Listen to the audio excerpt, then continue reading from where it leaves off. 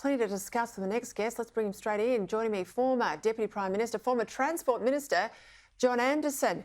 I'll get into defence, which was what we were going to talk about, but two things first, if I can, John. I just spoke to Glendon Watt, a farmer in country Victoria. They are up in arms about 240 kilometres of transmission towers crisscrossing really good arable farmland, 250 farms affected. They've just got the detail now. They've been fighting it for 2 years. This is a story we're hearing right across the country, and they are barred under law from even trying to appeal it. So they're going to fight it electorally. Well, the fact that they're banned from appealing it when anybody else seems to be able to stop any project at all on the most extraordinary claims about the environment is deeply offensive to me. But you know, what strikes me is that the Australian government claims that we have reduced our carbon footprint as a nation by 29% since 2005, the baseline year. Overwhelmingly, I mean, is in absolutely, totally, extraordinarily overwhelmingly, that's been because of impositions put on farmers and changing land use patterns, changing livestock management practices. Now we want to swallow up a whole lot of land and deny, and it is prime agricultural land. There's a moral dimension to feeding people, and we're ignoring it. And I think that is disgraceful.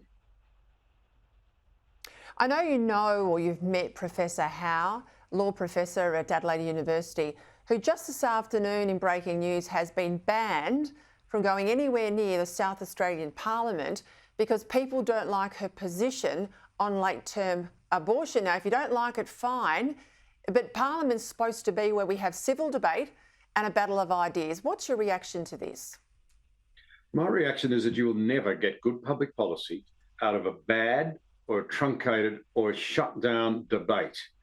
And yet we now seem to live in an age when instead of saying, I may disagree with you, I'll defend to the death your right to say it, we say, if you dare to disagree with the zeitgeist and with my position, I will do anything to silence you.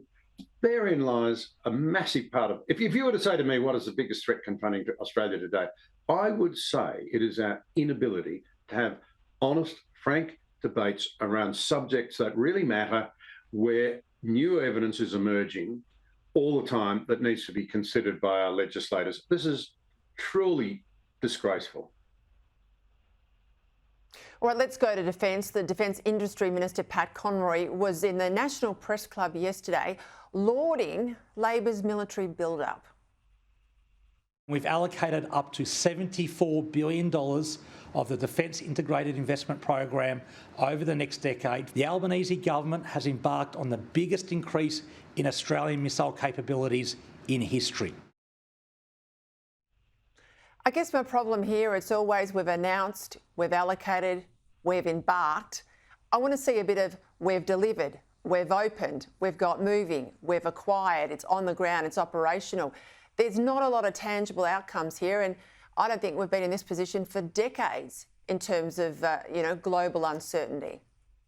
Well, exactly. And I think part of the problem is that we've thought there wouldn't be another major powers war, but Ukraine should have absolutely blown that out of the water, when Russia attacked Ukraine in February of 2022. There was a clear warning. Major power conflict is quite possible. Politicians everywhere now have been telling us that there's a real chance of something going wrong to our north and that the great danger period is the next 5 years.